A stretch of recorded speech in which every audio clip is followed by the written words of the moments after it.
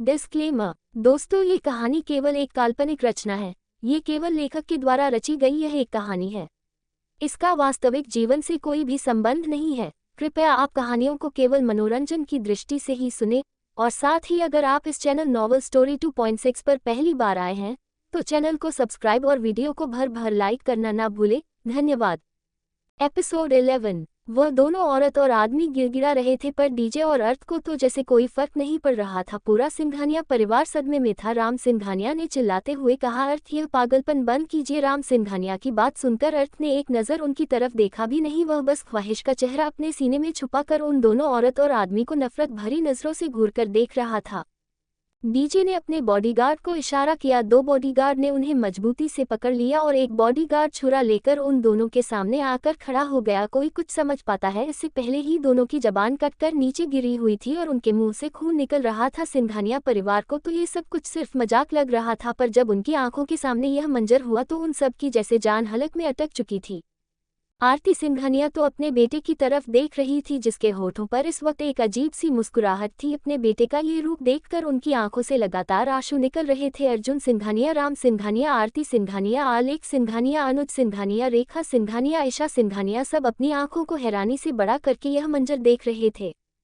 वही विशाखा सिंघानिया तो सोफे पर बैठ गई थी। उन्होंने अपने मुंह पर हाथ रख लिया था। उन दोनों औरत आदमी की आंखों से लगातार आंसू निकल रहे थे और मुंह से खून। वह चिल्लाना चाहते थे, पर अब वह चाह कर भी ना चिल्ला सकते थे, ना बोल सकते थे। डीजे ने अर्थ की तरफ देखते हुए कहा, मेरे शेर, मैंने तुम्हारी डिमांड को पूरा कर दिया। कुछ और करना है तो बता दो, वैसे भी काफी दिनों बाद कुछ अच्छा करने का मौका मिल रहा है।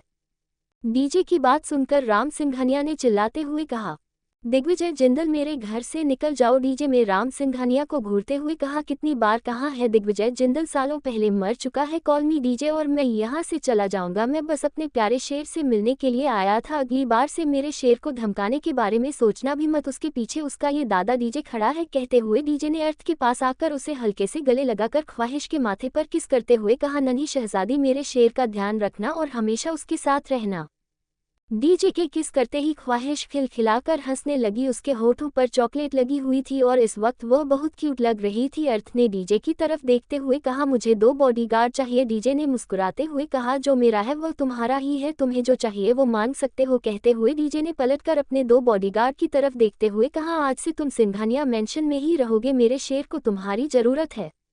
उन 2 बॉडीगार्ड ने अपना सर हिलाया। डीजे ने सिंघानिया परिवार की तरफ देखकर एक क्रीपी स्माइल के साथ कहा, काफी कमजोर दिल के हो तुम सब लोग, बाय बाय, दुआओं में याद रखना। कहते हुए डीजे वहां से एटीट्यूड से जैसे आया था वैसे ही चला गया। डीजे के जाने के बाद आरती सिंघानिया, जो कि अब तक खुद को संभाल कर खड़ी थी, उन्होंने तेज आवाज में कहा, अर्थ, यह सब कुछ क्या था? कौन था यह आदमी और वह आपकी मदद के लिए क्यों आया था?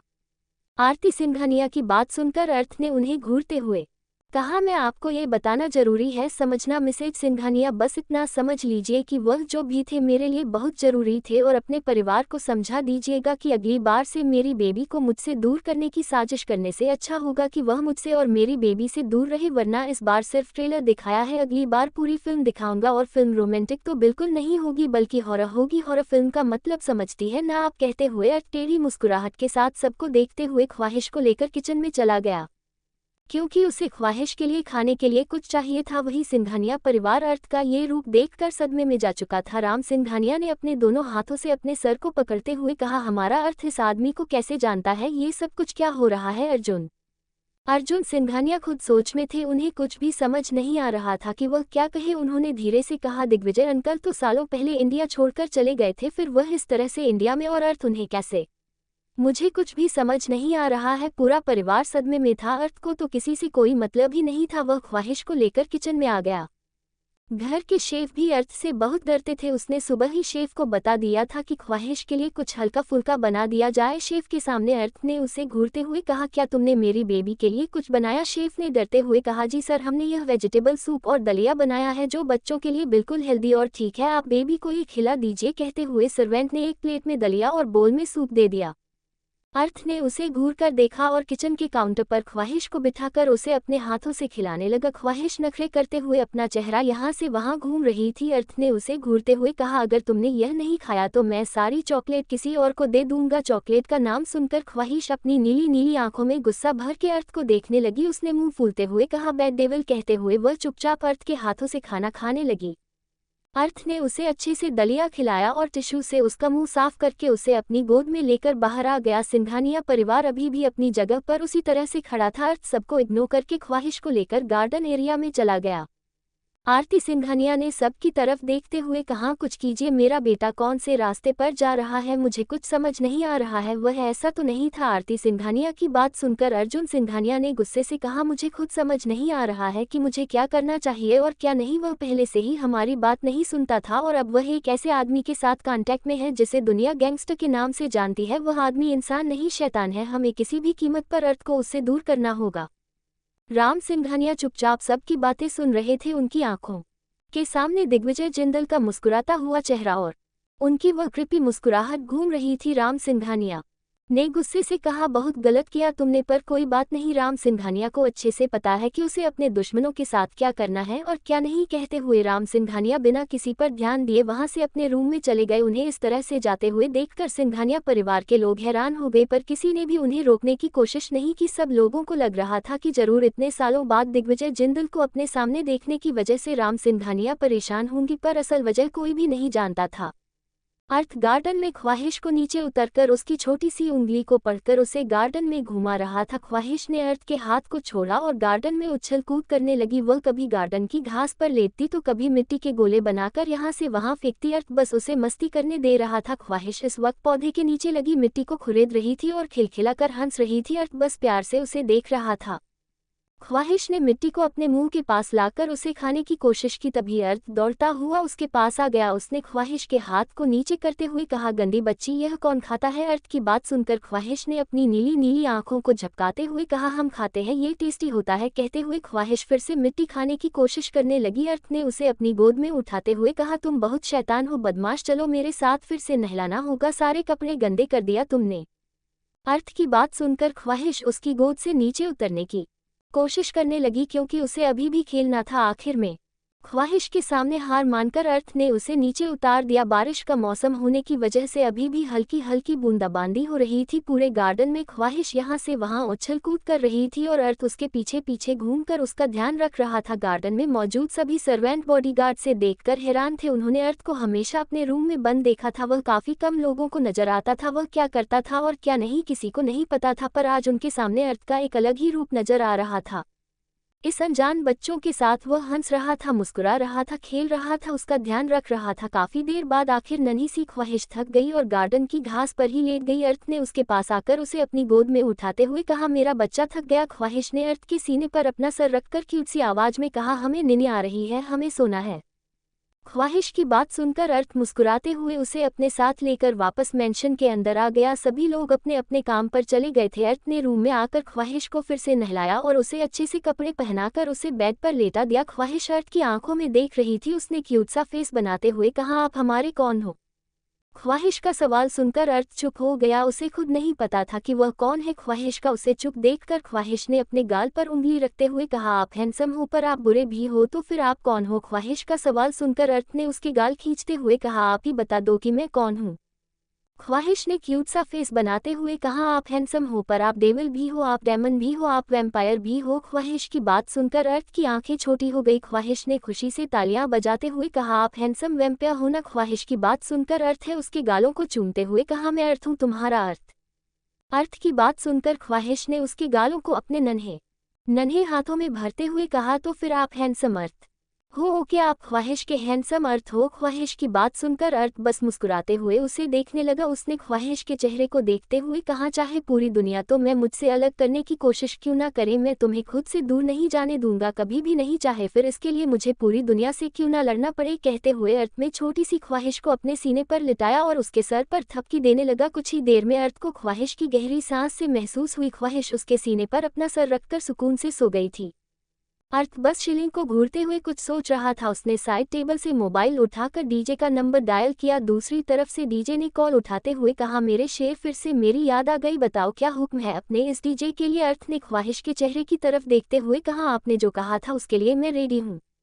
अर्थ की बात सुनते ही दूसरी तरफ से डीजे ने एक साइड होते हुए कहा, तुम सच कह रहे हो ना। अर्थ ने ख्वाहिश के चेहरे की तरफ देखते हो, क्या मैं झूठ नहीं बोलता ना, मैं मजाक करता हूँ, तो आपको क्या लगता है। अर्थ की बात सुनकर डीजे ने एक साइड होते हुए कहा, ठीक है तो कल तुम्हें कहाँ आना है तुम्हें पता है ना, मैं कार भेज दूंगा। डीजे की बात सुनकर अर्थ ने कहा, ठीक है। उसने कॉल कट करके ख्वाहिश की तरफ देखते हुए कहा, मैं कभी यह सब नहीं करना चाहता था पर अब तुम्हारे लिए मैं ये सब कुछ करूंगा। सब कुछ कहते हुए अर्थ के होठों पर एक अजीब सी मुस्कुराहट आ गई।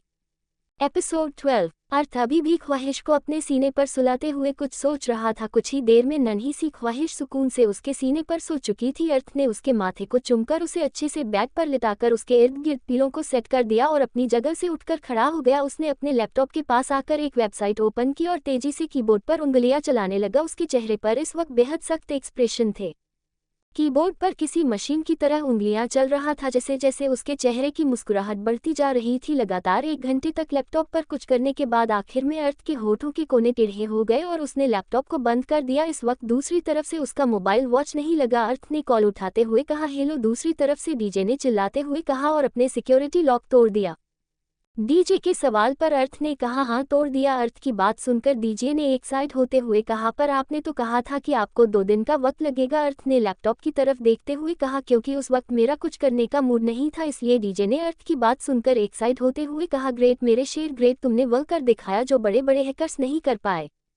तुम्हें इस दुनिया पर राज करने से कोई नहीं रोक सकता। ये दुनिया अपने आने वाले किंग का इंतजार कर रही है शेर, ये दुनिया तुम्हारा इंतजार कर रही है। डीजे की बात सुनकर अर्थ ने अजीब तरह से मुस्कुराते हुए कहा, बहुत जल्दी इस दुनिया को उसका किंग मिल जाएगा DJ, you don't have to worry about it. अर्थ डीजे से बात कर ही रहा था कि तभी उसे ख्वाहिश की आवाज़ सुनाई दी। उसने पलट कर देखा तो ख्वाहिश नींद में यहाँ हाथ पर चल रही थी। अर्थ अपनी जगह से उठकर खड़ा हो गया और ख्वाहिश के पास आकर उसे थपकी देने लगा। अर्थ की थपकी देते ही ख्वाहिश फिर से सुकून सो गई। ख्वाहिश की आवाज़ सुनकर डीजे ने मुस्कुराते हुए कहा, नन्ही शहजादी उठ गई थी क्या। अर्थ ने बस हम कहा। डीजे ने दूसरी तरफ से थोड़े सीरियस लहजे में कहा, अर्थ हम आपसे एक बात कहना चाहते हैं। आप जिस रास्ते पर चल है वहाँ पर आपके साथ साथ बस छोटी सी जान को भी प्रॉब्लम हो सकती है, इसलिए हमारा यही सुझाव होगा कि आप उसे खुद से दूर रखें।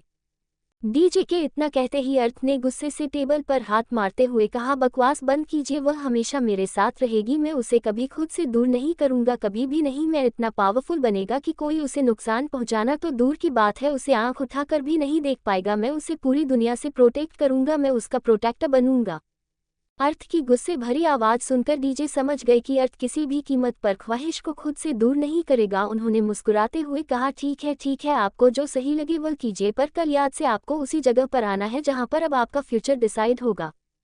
अर्थ ने ख्वाहिश की तरफ देखते हैं कहा, ठीक है, मैं कल तब वक्त पर वहां पर पहुंच जाऊंगा। आप यहां पर किसी फीमेल सर्वेंट को भेज दीजिए जो भरोसे के लायक हो, मेरी गैर मौजूदगी वह मेरी बेबी का ध्यान रख सके। डीजे ने कहा, ठीक है, मैं कल सुबह ही किसी भरोसेमंद फीमेल सर्वेंट को भेज दूंगा, अपना ध्यान रखना। और नन्ही शहजादी का भी कहकर डीजे ने कॉल कट कर दिया। इसी तरह से आज का पूरा दिन निकल गया। 8 दोपहर के बाद एक बार भी नीचे नहीं आया था। उसने डिनर भी अपने रूम में ही मंगवाया था। ख्वाहिश भी उठकर रूम में यहाँ से वहाँ उछल कूद कर रही थी। डीजे ने उसके लिए काफ़ी सारे टॉयज भेजे थे, इसलिए ख्वाहिश खुशी से सारे टॉयज के साथ खेल रही थी। अर्थ को ये सब कुछ पसंद तो नहीं था, पर ख्वाहिश की खुशी के लिए उसने अपने रूम को काबाद खाना बनने दिया। नेक्स्ट मॉर्निंग सुबह के 10 बजे अर्थ ख्वाहिश को अपनी गोद में लेकर सुबह पर बैठा हुआ था और अपने सामने खड़ी 40 साल की औरत को घूर घूर कर देख रहा था। उस औरत ने कहा, सर हमें डीजे सर ने भेजा है, उन्होंने कहा है कि हमें राजकुमारी का ध्यान रखना है। कहते हुए उन्होंने प्यार से ख्वाहिश की तरफ देखा जो कि अर्थ की गोद में बैठकर अपने छोटे छोटे हाथों से कभी उसके बाल खींचती तो कभी उसके गाल। अर्थ में ख्वाहिश की तरफ देखा और प्यार से कहा, प्रिंसेस देखो, मैं आपके लिए एक अच्छी वाली आंटी को बुलाया है, अब आप उनके साथ मस्ती करो, मुझे बाहर जाना है। अर्थ की बात सुनकर ख्वाहिश बड़ी बड़ी आंखों से उसे टुकुर टुकुर देखने लगी। उस औरत का नाम ममता था। उन्होंने आगे जाकर ख्वाहिश को अपने गोद में लेने की कोशिश की तो ख्वाहिश ने अपने छोटे छोटे हाथों से उन्हें खुद से दूर करते हुए कहा, हमें नहीं आना, हम हैंडसम अर्थ की गोद में रहेंगे। कहते हुए ख्वाहिश ने अर्थ पर अपनी पकड़ मजबूत कर दी। ख्वाहिश की बात सुनकर अर्थ के होठों पर एक प्यारी सी मुस्कुराहट आ गई। उसने ख्वाहिश के बालों को ठीक करते हुए कहा, बेबी मुझे इम्पोर्टेंट काम के लिए बाहर जाना है, मैं आपके लिए बहुत सारे खिलौने लेकर आऊँगा, आप आंटी के साथ रहो तब तक। अर्थ की बात सुनकर भी ख्वाहिश उसे छोड़ने के लिए तैयार नहीं थी। अर्थ ने घड़ी में टाइम देखा, उसे आधे बाद डीजे की बताई हुई जगह पर पहुंचना था। उसने प्यार से कहा, ये लो चॉकलेट। कहते हुए उसने कई सारी चॉकलेट ख्वाहिश के सामने रख ली। ख्वाहिश ने चॉकलेट लेने के लिए अपना हाथ आगे की, यही था कि अर्थ ने चॉकलेट को पीछे करते हुए कहा, पहले आंटी की गोद में जाओ तभी चॉकलेट मिलेगी। अर्थ की बात सुनकर ख्वाहिश ने मुंह बनाते हुए कहा, गंदे अर्थ हम बात नहीं करेंगे। कहते हुए को ममता जी की तरफ अपने हाथ बढ़ने लगी। ममता जी ने जल्दी से उसे अपनी गोद में ले लिया और उसे लेकर सुबह पर बैठकर अपने हाथों से उसे चॉकलेट खिलाने लगी। अर्थ ने ख्वाहिश की तरफ देखकर उसके दोनों गालों पर किस करते हुए कहा, मस्ती मत करना, मैं जल्दी वापस आऊंगा। ख्वाहिश ने अपनी नीली नीली आंखों से टुकुर देखते हुए कहा, प्रॉमिस। अर्थ ने मुस्कुराकर उसके गालों को खींचा और कहा, प्रॉमिस। कहते हुए अर्थ वहां से चला गया। अर्थ के वहां से जाते ही आरती जीजों की किचन में ब्रेकफास्ट की तैयारी करने के लिए गई थी, वह बाहर आ गई। उस औरत को देखकर आरती जी ने उसे घूरते हुए कहा, तुम कौन हो और यहाँ पर क्या कर रहे हो? आरती जी के सवाल पर ममता जी ने रिस्पेक्ट के साथ कहा, हम बेबी का ध्यान रखने के लिए आए हैं, अर्थ सर ने हमें बुलाया है। ममता जी की बात सुनकर आरती का ध्यान ख्वाहिश पर गया जो कि चुपचाप उसकी गोद में खेल रही थी। उन्होंने मन ही मन कहा, शायद सब लोग सही कह रहे हैं, इस बच्चे के आने के बाद अर्थ कुछ ज्यादा ही रूड हो गए हैं और हमारे साथ बिल्कुल भी बात नहीं कर रहे हैं, हमें इसे हमारे अर्थ से दूर करना ही होगा। सोचते हुए आरती जी वहां से चली गई। दूसरी तरफ अर्थ एक लग्जरियस गाड़ी की पिछली सीट पर बैठा हुआ था। उसके चेहरे पर कोई भी एक्सप्रेशन नहीं थे, उसकी आंखें इस वक्त बेहद डरावनी लग रही थी। 1 घंटे के बाद उसकी गाड़ी एक आलीशान से बिल्डिंग के सामने आकर रुकी, जिसे देखकर अर्थ के होठों के कौने टेढ़े हो गए। कुछ देर बाद एक बड़े से बैंक्वेट हॉल में कई सारे लोग मौजूद थे। उन्हें देखा करे ऐसा लग रहा था कि सारे के सारे पावरफुल होंगे। वह सभी एक दूसरे से बात करते हुए ड्रिंक कर रहे थे। तभी उनके कानों में डीजे की आवाज पड़ी। तो जैसा कि मैंने कहा था कि मैं नेक्स्ट माफिया किंग की अनाउंसमेंट करने वाला हूं, तो कुछ ही देर में दुनिया पर राज करने वाला फ्यूचर किंग यहां पर पहुंचने वाला है। डीजे की अनाउंसमेंट सुनकर कुछ लोग खुश थे तो कुछ लोग काफी ज्यादा गुस्से में लग रहे थे, पर किसी के हाथ में कुछ नहीं था। कर्ट अंडरवर्ल्ड में डीजे से पावरफुल कोई भी नहीं था। डीजे दरवाजे की तरफ मुस्कुराते हुए देख रहे थे क्योंकि उन्हें न्यूज मिल चुकी थी कि आज यहाँ पर पहुंच चुका है। डीजे के कानों में ब्लूटूथ लगे हुए थे, उन्हें ब्लूटूथ से बॉडीगार्ड की आवाज सुनाई दी, जिसे सुनकर डीजे मुस्कुराते हुए बैंक्वेट हॉल के दरवाजे के पास आ गए। उन्होंने मुस्कुराते हुए कहा, तो यह है हमारे फ्यूचर किंग। अर्थ 10 बाउंसर के साथ एटीट्यूड के अंदर आ गया। उसके चेहरे पर इस वक्त एक ब्लैक कलर का मास्क लगा हुआ था, जिससे सिर्फ उसकी आंखें सबको नजर आ रही थी। डीजे की बात सुनते ही सभी लोग पलटकर इस डायरेक्शन में देखने लगे जहां पर अंडरवर्ल्ड पर राज करने वाला फ्यूचर किंग मौजूद था। जैसे ही उन लोगों का ध्यान छोटे से अर्थ पर गया, हालांकि उसकी हाइट छोटी नहीं थी, फिर भी हर कोई बता सकता था कि उसकी उम्र 10 से 12 साल के बीच में है। सभी लोग जैसे सदमे में चले गए। वहां पर मौजूद एक डॉन ने चिल्लाते हुए कहा, माफिया किंग, ये क्या घटिया मजाक है, आप इस बच्चे को फ्यूचर किंग अनाउंस कर रहे हैं। उसने इतना कहा ही था कि वहां पर एक बुलेट की आवाज सबके कानों में पड़ी और अगले ही पल वो डॉन जमीन पर गिर गया। सबने हैरानी से देखा तो अभी अभी जो बच्चा मास्क लगाकर अंदर आया था, उसके हाथ में एक गन थी और यह निशाना उसी ने लगाया था। डीजे ने अर्थ की हरकत देखकर मुस्कुराते हुए कहा, वेल डन मेरे शेर, वेल डन। इसी तरह से अपने सामने ऊंची आवाज में बात करने वालों का मुंह दबाया करो। वह क्या है ना, कुत्ते भौंकते रहते हैं, पर हमें कुत्तों को इग्नोर नहीं करना है बल्कि रास्ते से हटाना है। कहते हुए डीजे में जोर से चिल्लाते हुए कहा, क्या किसी को कोई और ऑब्जेक्शन है? डीजे की बात सुनकर आगे किसी ने कुछ भी नहीं कहा। डीजे ने सामने लगी हुई किंग की कुर्सी की तरफ इशारा करते हुए कहा, चलो मेरे शेर, वह कुर्सी तुम्हारा इंतजार कर रही है। कहते ही डीजे ने अर्थ का हाथ पकड़ा और उसे अपने साथ किंग की कुर्सी की तरफ लेकर आ गया। अर्थ भी एटीट्यूड से डीजे के साथ चलता हुआ कुर्सी की तरफ आ रहा था। उन दोनों को देखकर ऐसा लग रहा था जैसे सच में कोई किसी रियासत का राजा और राजकुमार हो। दोनों की चाल में एक अलग ही एटीट्यूड, एक अलग ही ऑरा था, जो कि वहां पर मौजूद हर एक इंसान महसूस कर पा रहा था। कुर्सी के पास पहुंचकर डीजे ने उसे पर हाथ रखते हुए कहा, आज मैं मेरे शेर अर्थ सिंघानिया को अपना बारिश घोषित करता हूं। मेरे मरने के बाद या फिर जब मैं कुर्सी ना संभालना चाहूं, तब हर कंडीशन में इस कुर्सी पर मेरे शेर का हक होगा। मेरा शेर बनेगा फ्यूचर माफिया किंग।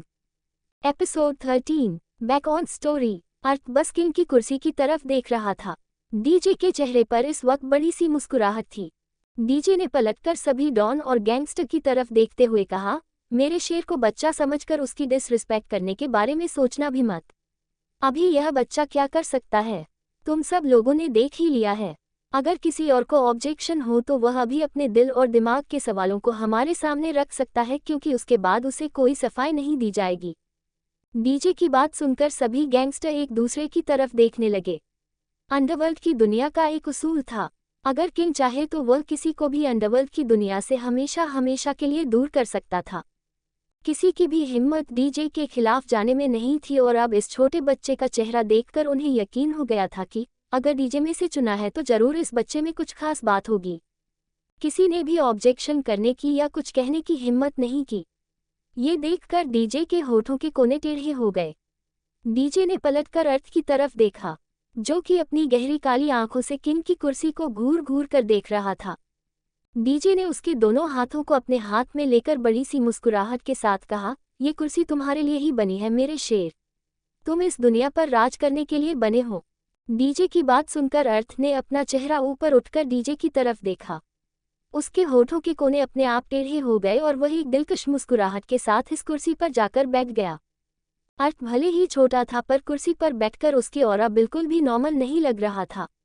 उसकी पर्सनैलिटी, उसका एटीट्यूड और उसके चेहरे का वह अजीब सा तंज, कोई भी इस बात से इनकार नहीं कर सकता था कि ये बच्चा नॉर्मल तो बिल्कुल भी नहीं है। डीजे ने सब की तरफ देखकर मुस्कुराते हुए कहा, इस कुर्सी को उसका अगला वारिस मिल चुका है। कहते हुए डीजे ने अपने बॉडीगार्ड की तरफ देखा। वह सिर हिलाते हुए वहां से चले गए।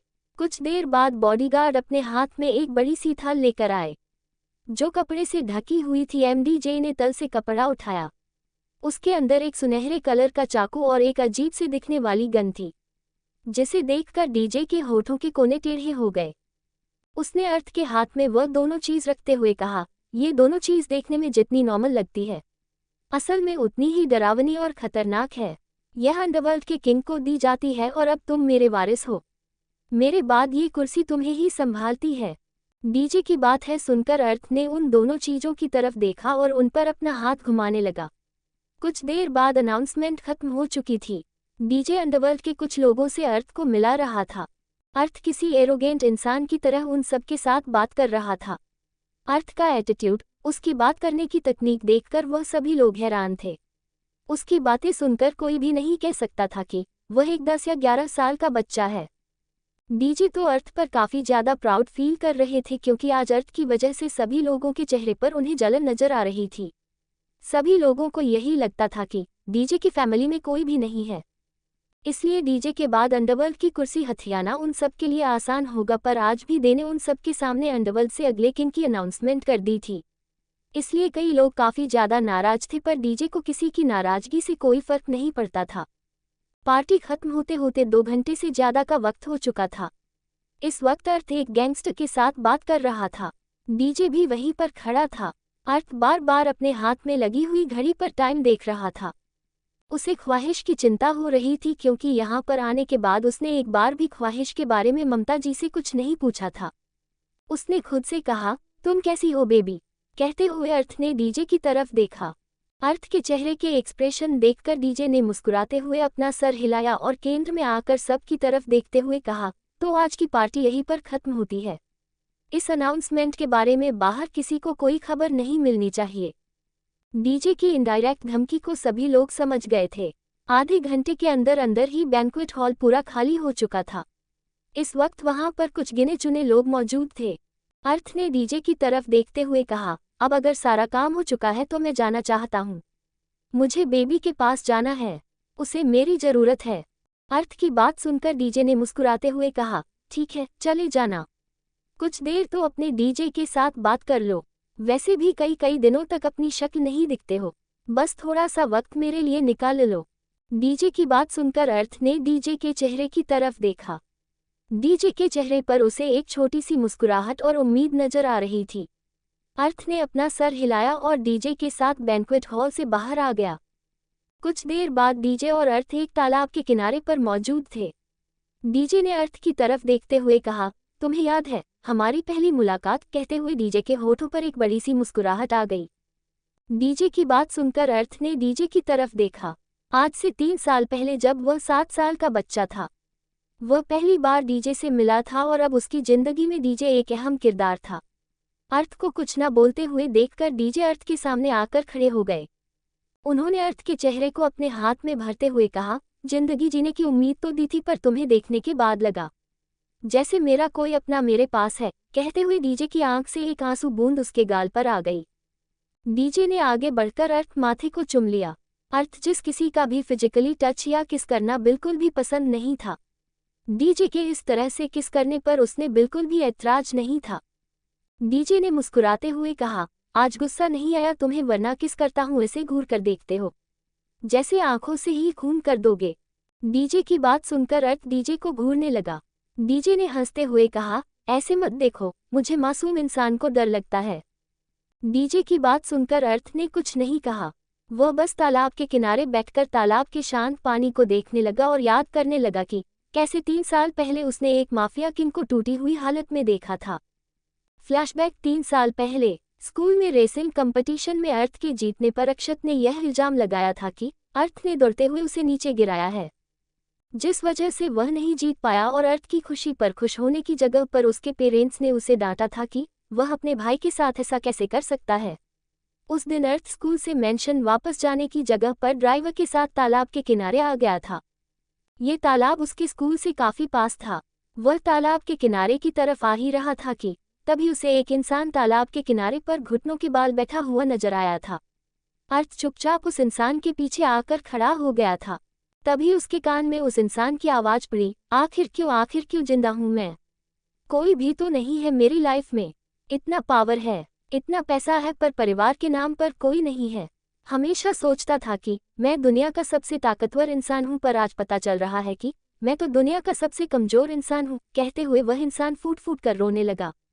अर्थ चुपचाप उसकी बातें सुन रहा था। आज कई दिनों बाद उसकी आंखों में भी आंसू थे, क्योंकि बाकी पेरेंट्स की तरह वह भी चाहता था कि उसके जीतने पर उसके पेरेंट्स उसे अपने गले से लगाए, उसे शाबाशी दे। पर उसके पेरेंट्स ने तो उस पर इल्जाम लगाया था कि उसने जीतने के लिए अपने खुद के भाई को हराया था। मासूम 7 साल के अर्थ का दिल बुरी तरह से टूट गया था। बचपन से ही उसके भाई में और उसमें फर्क किया जाता था, क्योंकि वह बचपन से जिद्दी था और उसका भाई अपनी मीठी मीठी बातों में अपने घर वालों को लपेटकर उन सब के सामने अच्छा बनने का नाटक करता था। अर्थ को आज अपने भाई से और भी ज्यादा नफरत हो रही थी। वह अभी भी चुपचाप खड़ा होकर उसे आदमी की बातें सुन रहा था। तभी वह आदमी उठकर खड़ा हो गया। उसने तालाब की तरफ देखते हुए कहा, शायद मुझे अपनी इस बेफिजूल की जिंदगी को खत्म कर देना चाहिए, क्योंकि वैसे भी मेरे जीने और मरने से किसी को फर्क नहीं पड़ता।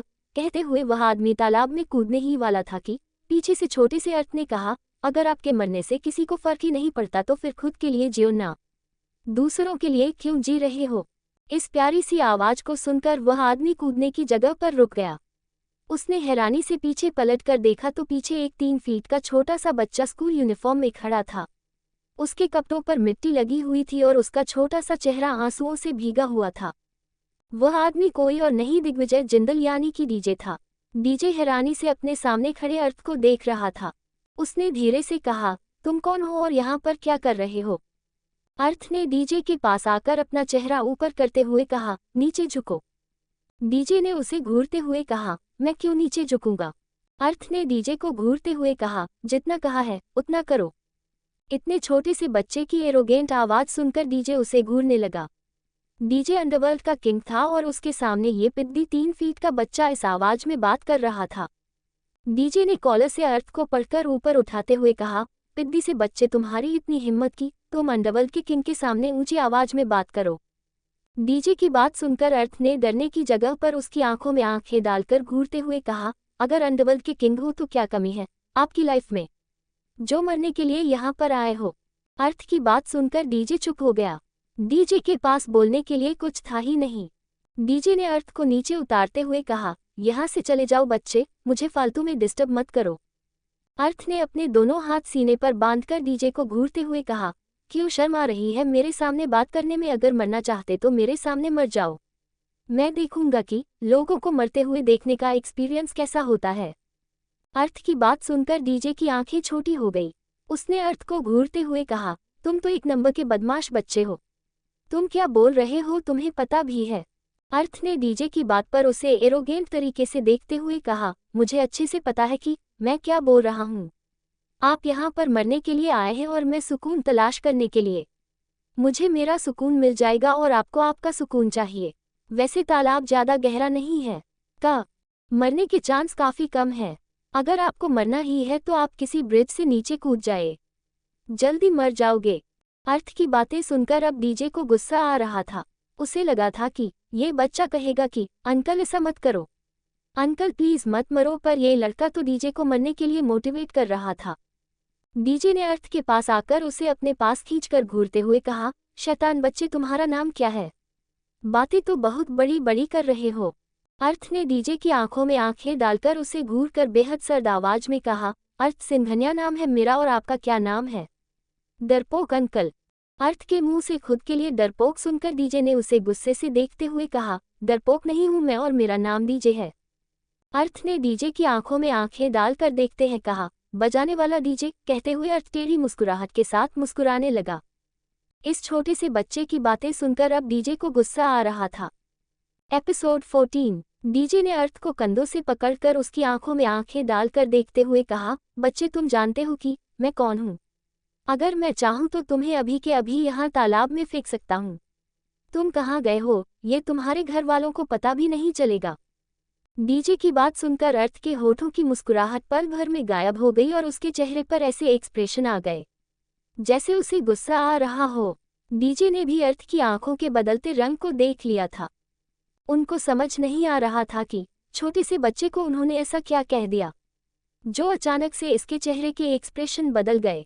डीजे ने अर्थ की तरफ देखकर कुछ कहना चाहा, तभी अर्थ ने गुस्से से डीजे की आंखों में आंखें डालकर देखते हुए कहा, अगर आप मुझे यहाँ पर फेंककर मार भी डालेंगे तो भी मेरे घर वालों को कोई फर्क नहीं पड़ेगा। उनके लिए तो मैं रहूं या ना रहूं एक ही बात है। फैमिली होकर भी अनाथ हूं मैं।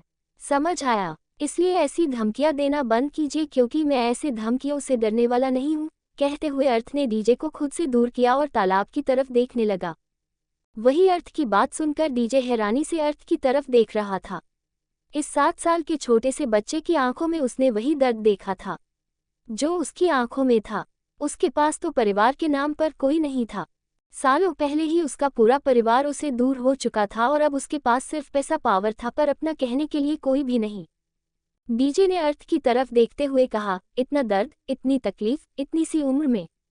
डीजे की बात पर अर्थ ने टेढ़ी मुस्कुराहट के साथ कहा, दर्द और तकलीफ उम्र देखकर नहीं मिलती। वैसे भी अब मुझे इस दर्द और तकलीफ से कोई फर्क नहीं पड़ता। मुझे आदत हो गई है इन सब की। आपकी लाइफ में क्या तकलीफ है जो यहाँ पर मरने के लिए आए थे? शक से तो अच्छे ही लगते हो।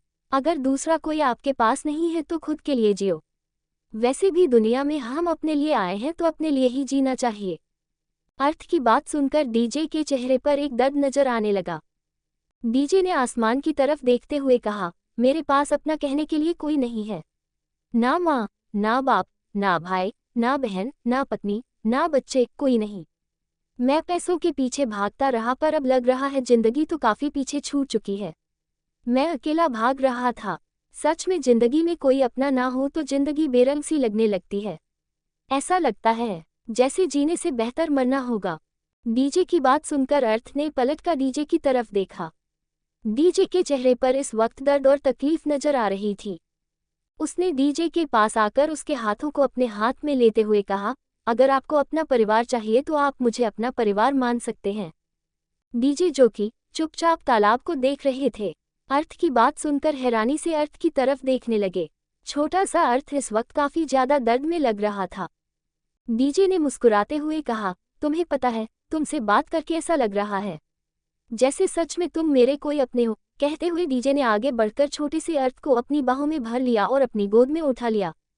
अर्थ ने डीजे के सीने पर मारते हुए कहा, मैं बच्चा नहीं हूं, मुझे नीचे उतारो।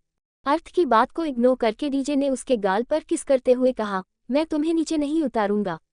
आज से तुम ही मेरी फैमिली हो, तुम ही मेरा परिवार और तुम ही मेरी जिंदगी हो। कहते हुए डीजे ने अर्थ के पूरे चेहरे को चूम लिया। अर्थ ने गुस्से से डीजे को खुद से दूर करने की कोशिश कर रहा था, पर उसे एक अजीब सा सुकून मिल रहा था।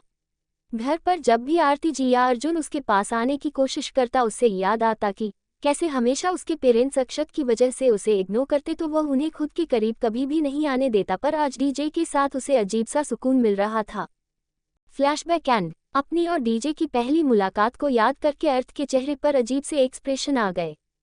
डीजे ने उसके पास आकर हंसते हुए कहा, तुम कितने क्यूट दिखते थे। वो तो तुम अभी भी हो, पर पहले से ज्यादा खड़ूस हो चुके हो। चलो, काफी देर हो चुकी है। नन्ही शहजादी तुम्हारा इंतजार कर रही होगी मेरे शेर। अर्थ को भी ख्वाहिश की याद आ रही थी। अर्थ जल्दी से उठकर खड़ा हो गया और दौड़ता हुआ कार की तरफ भागने लगा। उसे इस तरह से जाते हुए देखकर डीजे ने हंसते हुए कहा, लगता है इसने अभी से मेरी बहुरानी ढूंढ ली। कहते हुए डीजे भी मुस्कुराते हुए अपनी कार में बैठकर अपने मेंशन के लिए निकल गए। शाम के 6 बजे अर्थ की कार सिंघानिया मेंशन के पार्किंग एरिया में आकर रुकी। कार का दरवाजा खोलकर अर्थ दौड़ता हुआ मेंशन के अंदर आ गया। लिविंग रूम में उसे अनु, धानी और धैर्य खेलते हुए नजर आए। उसने किसी पर भी ध्यान नहीं दिया और दौड़ता हुआ ऊपर अपने रूम में चला गया। रूम में आकर उसने चारों तरफ देखा तो वहां पर ख्वाहिश और ममता जी दोनों में से कोई भी नहीं था। अर्थ ने गुस्से से कहा, ये दोनों कहाँ हैं? कहते हुए वह वापस रूम से बाहर आकर कॉरिडोर में ख्वाहिश को ढूंढने लगा। उसे सबसे पहले अपनी बेबी को देखना था। दिन भर उसे दूर रहने के बाद अब अर्थ को उसकी बहुत याद आ रही थी। अर्श ने सीढ़ियों से नीचे आकर आसपास देखते हुए खुद से कहा, मेरी बेबी चली कहाँ गई? अर्थ के चेहरे के एक्सप्रेशन देखकर धैर्य, जो कि धानी के साथ खेल रहा था, उसने अर्थ की तरफ देखते हुए कहा, भाई क्या आप उस एंजल की बात कर रहे हो जिसकी ब्लू आइज हैं? धैर्य की आवाज सुनकर अर्थ ने उसे घूरकर उसकी तरफ देखा। एक पल के लिए तो धैर्य बेचारा डर गया, पर अगले ही पल उसने हिम्मत करते हुए कहा, वह जो आंटी अपने बुलाई है। वह आंटी एंजल को लेकर गार्डन में खेल रही थी क्योंकि एंजल बहुत ज्यादा रो रही थी। धैर्य की बात सुनते ही अर्थ की आंखें गहरी हो गई। उसने खुद से कहा, मेरी बेबी रो रही थी। कहते हुए अर्थ दौड़ता हुआ गार्डन की तरफ चला गया। वहीं धैर्य के बगल में खड़ी धानी ने गुस्से से कहा, भाई आपने उस गंदी बच्ची के बारे में अर्थ भाई को क्यों बताया? वह बहुत बुरी है। भाई उससे प्यार क्यों करते हैं? वह तो गंदी बच्ची है ना। मॉम कह रही थी कि हमें उससे दूर रहना है। धानी की बात सुनकर धैर्य ने उसे घूरते हुए कहा, वह तो कितनी प्यारी है। तुमसे किसने कहा वह गंदी है? वह बिल्कुल भी गंदी नहीं है। वह तो बिल्कुल एंजल की तरह दिखती है। धैर्य और धानी लड़ाई कर रहे थे। तभी अनु ने धैर्य की तरफ देखते हुए कहा, भाई धानी सच कह रही है। वह बिल्कुल भी अच्छी नहीं है। हमारे भाई हमसे प्यार नहीं करते पर उससे प्यार करते हैं। कहते हुए अनु के चेहरे पर उदासी झलकने लगी। अनु के साथ साथ धानी के चेहरे पर भी उदासी थी। धैर्य अपने दोनों बहनों की तकलीफ को समझता था क्योंकि वह दोनों हमेशा से अर्थ के साथ खेलना चाहती थी, पर अर्थ कभी भी उन्हें खुद के करीब नहीं आने देता था।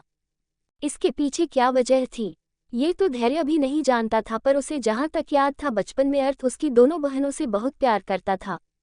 फिर अचानक से उसने उन सब से दूर रहना शुरू कर दिया। अर्थ दौड़ता हुआ गार्डन में आ गया। उसने आसपास देखा, उसे कहीं भी ख्वाहिश नजर आई। वह गुस्से से अपने बाल खींचने लगा। वह ख्वाहिश को यहाँ से वहां ढूंढ रहा था। तभी उसे गार्डन के दूसरे कोने से ख्वाहिश के रोने की आवाज सुनाई दी। उसके रोने की आवाज सुनकर अर्थ दौड़ता हुआ उस डायरेक्शन में भागता हुआ पहुंचा जहां से उसे रोने की आवाज आ रही थी।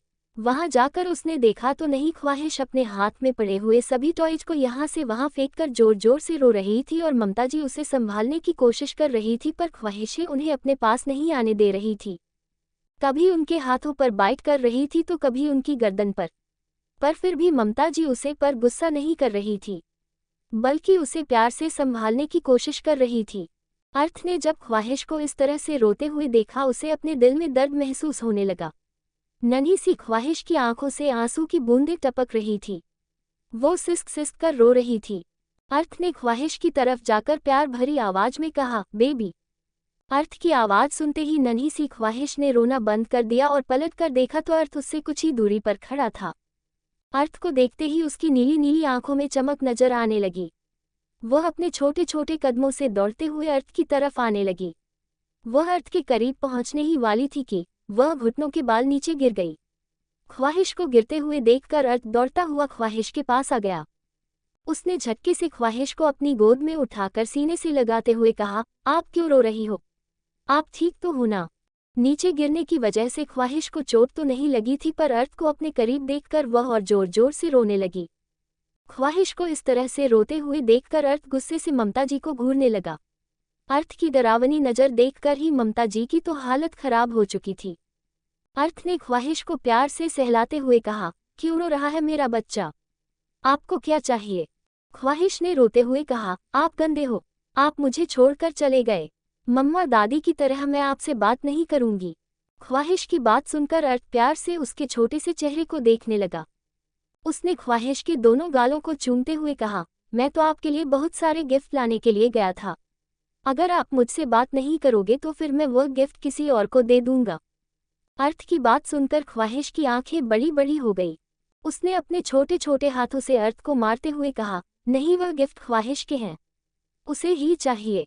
ख्वाहिश की बात सुनकर अर्थ ने प्यार से कहा, तो रोना बंद करो, मैं गुड गर्ल को ही गिफ्ट दूंगा और जो रोती है वह गुड गर्ल नहीं होती। पहले आपको गुड गर्ल बनना होगा, तभी आपको गिफ्ट मिलेंगे। अर्थ की बात सुनकर ख्वाहिश अपने नन्हे नन्हे हाथों से अपने आंसू साफ करने लगी और अर्थ ने उसके दोनों गालों को चूमते हुए कहा, मेरा समझदार बच्चा, चलो मैं आपको गिफ्ट देता हूँ, चॉकलेट देता हूँ। क्या आपने लंच किया? अर्थ की बात सुनकर ख्वाहिश टुकुर टुकुर से घूरने लगी और अर्थ पलटकर ममता जी की तरफ देखकर सर्द आवाज में कहा, क्या मेरी बेबी ने दोपहर को लंच किया था? अर्थ की डरावनी आवाज सुनकर बेचारी ममता जी ने घबराई हुई आवाज में कहा, जी सर, मैंने उनको जबरदस्ती खिला दिया था पर उन्होंने काफी कम खाया। ममता जी की बात सुनकर अर्थ उन्हें घूरता हुआ ख्वाहिश को अपनी गोद में लेकर मेंशन के अंदर चला गया। ममता जी ने गहरी सांस लेते हुए कहा, डीजे सर ने सही कहा था, ये भले ही दिखने में छोटे हैं पर कितने खतरनाक है। कहते हुए ममता जी भी गहरी सांस लेकर अर्थ और ख्वाहिश के पीछे पीछे अंदर आ गई। अर्थ ख्वाहिश को लेकर मेंशन के अंदर आ ही रहा था कि तभी धानी और अनु, जो कि छुपाना छुपी खेल रही थी, दौड़ते हुए दरवाजे से बाहर भागने लगी। उनका ध्यान सामने से आ रहे अर्थ पर नहीं था, जिस वजह से उनके अर्थ से काफी जोरदार टक्कर हो गई। अर्थ ने ख्वाहिश को मजबूती से पड़ा हुआ था, वरना ख्वाहिश पक्का उसकी गोद से नीचे गिर जाती। अर्थ ने ख्वाहिश को तो संभाल लिया पर धानी जोर से फ्लो पर गिर गई। नीचे गिरते ही वह जोर जोर से रोने लगी। उसने अपना चेहरा ऊपर उठकर अर्थ की तरफ देखा जो उसे गुस्से से घर रहा था। धानी ने रोते हुए कहा, भाई ने मुझे नीचे गिरा दिया, इस गंदी बच्ची की वजह से।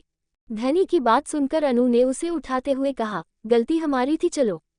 अनु बात सुनकर धानी उठकर खड़ी हो गई। उसने गुस्से से ख्वाहिश को उंगली दिखाते हुए कहा, तुम बहुत बुरी बच्ची हो, तुम बहुत बुरी हो। कहते हुए धानी वहां से भाग गई और अर्थ गुस्से से घूरकर धानी और अनु की तरफ देखा और ख्वाहिश की तरफ देखने लगा, जो कि डरी हुई नजरों से आसपास देख रही थी। धानी के चिल्लाने की वजह से वह सच में डर गई थी। एपिसोड 15। अर्थ ने गुस्से से घूरकर धानी और अनु की तरफ देखा। दोनों ने अर्थ की आंखों देखकर चुपचाप वहां से भाग गई। अर्थ ने ख्वाहिश की तरफ देखकर उसके छोटे से चेहरे को अपने सीने में छुपाते हुए कहा, बच्चे क्या हुआ? ख्वाहिश ने डरी हुई आवाज में कहा, ख्वाहिश गंदी बच्ची नहीं है, ख्वाहिश गुड गर्ल है। ख्वाहिश की बात सुनकर अर्थ ने उसके गाल खींचते हुए कहा, तुम गुड गर्ल हो। अर्थ की बात सुनकर ख्वाहिश के होठों पर प्यारी सी मुस्कुराहट आ गई।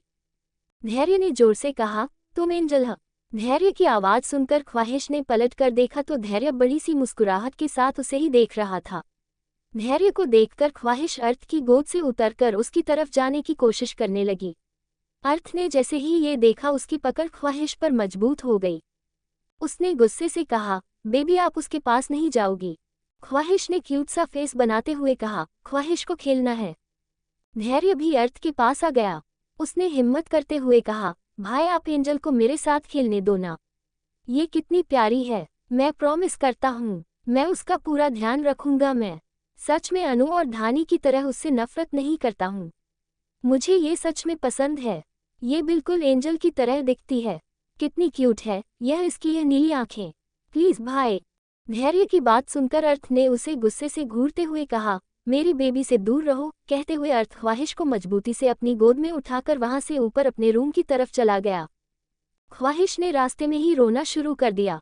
अर्थ ने उसे घूरते हुए कहा, अगर तुम और राई तो मैं तुम्हें चॉकलेट नहीं दूंगा। चॉकलेट का नाम सुनते ही ख्वाहिश का रोना बंद हो गया। आंखों से आंसू अभी भी निकल रहे थे पर वह अपने मुंह पर उंगली रखकर खड़ी थी। अर्थ ने ख्वाहिश को रूम ले जाकर उसे बेड पर बिठाकर उसके दोनों गालों को खींचते हुए कहा, ख्वाहिश मेरा बच्चा मेरी तरफ देखो।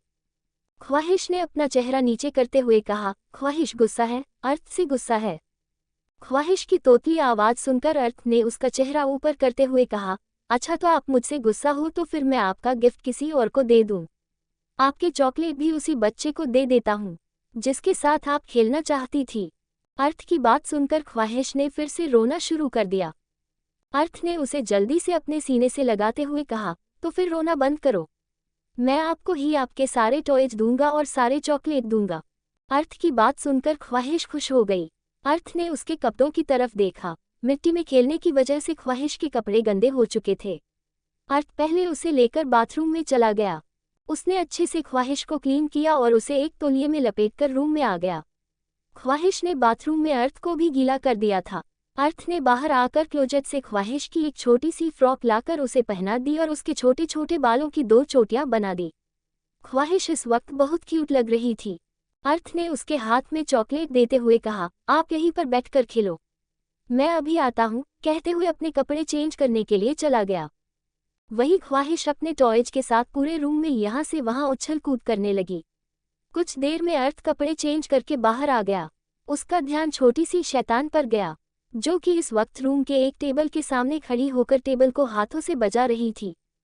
अर्थ ने ख्वाहिश के पास आकर उसे अपनी गोद में उठाते हुए कहा, आपके हाथों में चोट लग जाएगी, दिखाओ मुझे, कहते हुए अर्थ ने ख्वाहिश के नन्हे नन्हे हाथों की तरफ देखा, जो कि टेबल पर पटकने की वजह से रेड हो गए थे। उसने उसकी हथेलियां को चूमते हुए कहा, शैतान बच्चा, आपको चोट लग जाएगी। ख्वाहिश ने तोतली आवाज में कहा, हमें खेलना है, टेबल बजाना है, कहते हुए वह खिलखिलाकर हंसने लगी। ख्वाहिश की बातें सुनकर अर्थ के होठों पर भी प्यारी सी स्माइल आ गई।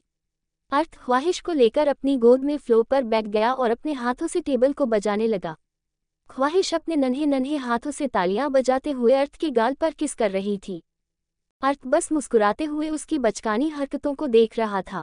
उसे ख्वाहिश के साथ बच्चा बन के मस्ती करने में कोई प्रॉब्लम नहीं थी, क्योंकि उसने तो अपना बचपन जिया ही नहीं था। दूसरी तरफ अक्षत के रूम में धानी अक्षत की गोद में बैठकर रो रही थी। उसने रोते हुए कहा, अक्षत भाई वह बहुत बुरी है, उसने अर्थ भाई को हमसे छीन लिया। अर्थ भाई हमसे प्यार नहीं करते, पर वह उसके साथ कितने अच्छे से रहते हैं। वह उसके लिए चॉकलेट भी लाते हैं और गिफ्ट भी लाते हैं। वह बहुत बुरी है अक्षत भाई। धानी की बात सुनकर अक्षत ने प्यार से उसे चुप करते हुए कहा, चुप हो जाओ, उसे तो मैं हमारे घर से निकाल कर ही रहूंगा। अक्षत की बात सुनकर अनु ने डरते हुए कहा, पर आप क्या करोगे भाई? अर्थ भाई तो उसे एक पल के लिए भी खुद से दूर नहीं करते। मुझे भी वह नहीं पसंद। ये हमारा घर है और वह हमारे घर में क्यों रह रही है? अनु और धानी की बात सुनकर अक्षत ने कुछ सोचते हुए कहा, तुम दोनों को टेंशन लेने की जरूरत नहीं है। मुझे अच्छे से पता है कि मुझे उसके साथ क्या करना है और क्या नहीं। तुम दोनों रिलैक्स हो जाओ। अब तुम्हारा भाई देख लेगा कि उस छोटी सी चिड़िया के साथ क्या करना है। सबसे पहले तुम रोना बंद करो। धानी ने अपने आंसू साफ करते हुए कहा, भाई आप सच में उसे हमारे घर से निकाल दोगे ना? अक्षत ने धानी के आंसू साफ करके प्यार से उसके बालों को कान के पीछे करते हुए कहा, मैंने कहा ना, मैं उसे सच में हमारे घर से निकाल दूंगा। वह तीनों बात कर ही रहे थे कि तभी धैर्य अंदर आ गया। अक्षत की बात सुनकर उसके चेहरे पर परेशानी नजर आने लगी। उसने अक्षत की तरफ देखते हुए कहा, पर भाई उसने क्या बिगाड़ा है? कितनी प्यारी और छोटी सी तो है वह, उसे रहने दो ना हमारे घर में। धैर्य की बात सुनकर अक्षत ने गुस्से से उसे देखते हुए कहा, धैर्य वह तुम्हें कहाँ से प्यारी नजर आती है? तुम्हें नजर नहीं आता कि तुम्हारा भाई जो तुम्हें, मुझे, अनु और धानी को अपने करीब भी नहीं आने देता, वह कैसे उसे 2 कौड़ी की अनाथ लड़की को अपने सीने से लगाकर घूमता है? सोचो कि अभी से वह उसके साथ इतने प्यार से बर्ताव करता है, जब वह बड़ी हो जाएगी तो वह क्या करेगा? अक्षत की बात है सुनकर धैर्य ने अपना चेहरा नीचे झुकाते हुए कहा, पर भाई वो सच में बहुत क्यूट है, प्लीज उसके साथ कुछ मत करो। धैर्य की बात सुनकर धानी ने गुस्से से कहा, अगर आपने हमारा साथ नहीं दिया तो हम आपसे कभी बात नहीं करेंगे। धैर्य भाई, कहते हुए धानी उठकर खड़ी हो गई। धानी की बात सुनकर धैर्य के चेहरे पर परेशानी नजर आने लगी और अनु ने भी धैर्य की तरफ देखते हुए कहा, मैं भी आपसे बात नहीं करूंगी, आप उसी के साथ खेलना फिर, कहते हुए अनु भी धानी के साथ जाकर खड़ी हो गई। अक्षत ने धैर्य को घूरते हुए कहा, देखो हमारी बहनें हमसे नाराज हो गई सिर्फ तुम्हारी वजह से। क्या तुम्हारे लिए हमारी दोनों बहनों से ज्यादा जरूरी वह अनाथ लड़की है, वह जिसने अर्थ को हमसे छीन लिया है? अक्षत की बात सुनकर धैर्य ने कुछ नहीं कहा। वह नहीं चाहता था कि ख्वाहिश इस घर से जाए। उसे उसकी वह नीली आंखें बहुत प्यारी लगती थी, साथ ही उसकी वह क्यूट सी मुस्कुराहट पर अब जब उसकी दोनों बहनें उसे गुस्सा हो गई थी तो उसने आगे कुछ भी ना कहना ही बेहतर समझा। धैर्य को अब भी चुप देखकर अक्षत के होठों पर तिरछी मुस्कुराहट आ गई। उसने मन ही मन सोच लिया था कि उसे क्या करना है। अर्थ के रूम में ख्वाहिश के साथ मस्ती करते हुए अर्थ को काफी वक्त हो चुका था। उसने ख्वाहिश की तरफ देखते हुए कहा, बच्चा अब आप अकेले खेलो, मुझे थोड़ा काम है, बाहर मत जाना। कहते हुए अर्थ जाकर लैपटॉप के पास बैठ गया। वही ख्वाहिश यहाँ से वहाँ उछल कूद करने लगी। अर्थ ने अपने रूम में उसके खेलने के लिए काफी स्पेस बना दिया था। जो फालतू सामान था उसने सारा बाहर निकलवा दिया था, क्योंकि वह नहीं चाहता था कि ख्वाहिश को खेलते खेलते चोट लग जाए। ख्वाहिश भी आराम से पूरे रूम में यहाँ से वहाँ उछल कूद कर रही थी। आखिर में जब वह थक गई तो रूम में रखे हुए कारपेट पर वह पेट के बल लेट गई और अजीब अजीब सी आवाज करने लगी। अर्थ ने पलट कर देखा, वह समझ गया कि ये शैतान लड़की उसे अपनी गोद में उठाने के लिए बुला रही है। अर्थ ने जल्दी से उसके पास जाकर उसे अपनी गोद में उठाते हुए कहा, क्या हुआ? ख्वाहिश ने उसके गले में अपनी दोनों बाहें लपेटी और उसे टुकुर टुकुर देखते लगी। अर्थ ने उसके गालों को चूमते हुए कहा, बदमाश। कहते हुए अर्थ उसे अपनी गोद में लेकर लैपटॉप के सामने बैठ गया। अर्थ कीबोर्ड पर अपनी उंगलियां चल रहा था और ख्वाहिश सब कुछ ध्यान से देख रही थी। वह अर्थ को बिल्कुल भी डिस्टर्ब नहीं कर रही थी। कुछ देर बाद अर्थ ने अपनी घड़ी में टाइम देखा। इस वक्त रात के 8 बजे बज चुके थे। ख्वाहिश के डिनर का टाइम हो चुका था। उसने मोबाइल उठाकर सर्वेंट को कॉल करके ऊपर डिनर भेजने के लिए कह दिया और लैपटॉप बंद करके ख्वाहिश को लेकर बेड पर बैठ गया। कुछ देर बाद सर्वेंट डिनर लेकर रूम में आ चुका था। अर्थ हमेशा की तरह ख्वाहिश को डिनर खिलाया और खुद भी डिनर करके ख्वाहिश को लेकर बालकनी में घूमने लगा। ख्वाहिश अपने नन्हे नन्हे कदमों से पूरी बालकनी में यहाँ से वहाँ उछल कूद कर रही थी और अर्थ मुस्कुराते हुए उसे देख रहा था। उसकी पूरी दुनिया ही ख्वाहिश के इर्द गिर्द घूमने लगी थी। पहले तो वह डिनर और ब्रेकफास्ट के वक्त अपने परिवार के साथ नीचे थोड़ी देर के लिए ही सही टाइम स्पेंड कर लेता था, पर ख्वाहिश के आने के बाद से उसने उन लोगों को पूरी तरह से इग्नोर करना स्टार्ट कर दिया था। इसलिए अब पूरे सिंघानिया परिवार ख्वाहिश से और भी ज्यादा चिढ़ा हुआ था। काफी देर तक बालकनी में उछल कूद करने के बाद ख्वाहिश अर्थ के पैरों से आकर लिपट गई। अर्थ ने नीचे झुककर उसे अपनी गोद में उठाया और उसे अपने सीने पर लिटाकर उसे थपकी देते हुए बालकनी में चक्कर लगाने लगा। कुछ ही देर में ख्वाहिश इसी तरह से उसके सीने पर अपना कर रख कर सो गई। अर्थ ने उसके गालों को चूमा और उसे लेकर बेड पर आ गया। कुछ ही देर में दोनों की आंख लग चुकी थी। नेक्स्ट मॉर्निंग अर्थ ख्वाहिश को नहलाकर बाथरूम से बाहर आ चुका था। उसने ख्वाहिश को बैठकर बिठाते हुए कहा, आप यहीं बैठो, मैं अभी आता हूँ। कहते हुए और खुद नहाने के लिए चला गया। ख्वाहिश अपने नन्हे नन्हे कदमों से बेड से उतरकर रूम में उछल कूद करने लगी। तभी किसी ने रूम का दरवाजा खोला। ख्वाहिश जो कि रूम में उछल कूद कर रही थी, दरवाजे की आवाज सुनकर उसने देखा तो सामने अर्थ के जैसा दिखने वाला लड़का देखकर वह उसके पास आकर मुस्कुराने लगी। सामने कोई और नहीं अक्षत था। अक्षत ने ख्वाहिश की तरफ देखते हुए कहा, तुम्हें चॉकलेट चाहिए बच्चे? कहते हुए अक्षत ने चॉकलेट सामने कर दिया। चॉकलेट को देखकर ख्वाहिश ने खुशी से उसके हाथ से चॉकलेट ले लिया। अक्षत ने उसे जल्दी से अपनी गोद में उठाते हुए कहा, अगर और चॉकलेट चाहिए तो मेरे साथ चलो। ख्वाहिश जिसे चॉकलेट बहुत पसंद है, वह खुशी से अक्षत की बात मान गई और चॉकलेट खाते हुए उसके साथ आने लगी। अक्षत उसे लेकर अर्थ के रूम से बाहर आ गया। उसने अर्थ के रूम की तरफ देखते हुए कहा, अब देखता हूँ कि कैसे तुम्हें तुम्हारी बेबी मिलती है। कहते हुए अक्षत ख्वाहिश को उसी तरह से अपनी गोद में लेकर इस फ्लो के कॉरिडोर के रूम की तरफ अपने कदम बढ़ने लगा। ख्वाहिश अभी भी मजे से चॉकलेट खा रही थी। अक्षत ख्वाहिश को लेकर कॉरिडोर के लास्ट में बने रूम के सामने आकर खड़ा हो गया। उसने दरवाजा खोलते हुए कहा, बच्चे इस दरवाजे के अंदर बहुत सारी चॉकलेट रखी हुई है, टेस्टी टेस्टी चॉकलेट्स, अंदर जाओ। अक्षत की बात सुनकर ख्वाहिश ने चमकती आंखों से उसकी तरफ देखा और खुशी से उछलते हुए कहा, सच में? अक्षत ने मुस्कुराते हुए कहा, सच में बहुत सारी चॉकलेट है, जल्दी जाओ। ख्वाहिश अपने नन्हे नन्हे कदमों से चॉकलेट खाते हुए अंदर चली गई। अक्षत ने जैसे ही ये देखा उसने जल्दी से बाहर से दरवाजा बंद कर दिया और लॉक लगाते हुए कहा, अब देखता हूँ कि तुम्हारा प्यारा अर्थ तुम्हें कैसे ढूंढता है। कहते हुए उसके चेहरे पर शैतान स्माइल आ गई। तो दोस्तों, आखिर कहानी में आगे क्या होगा, यह जानने के लिए इस स्टोरी को सुनते रहिए सिर्फ और सिर्फ novel_story_2.6 चैनल पर। और अगर कहानी आप सभी को पसंद आए तो वीडियो को लाइक, कमेंट और शेयर जरूर करें। धन्यवाद।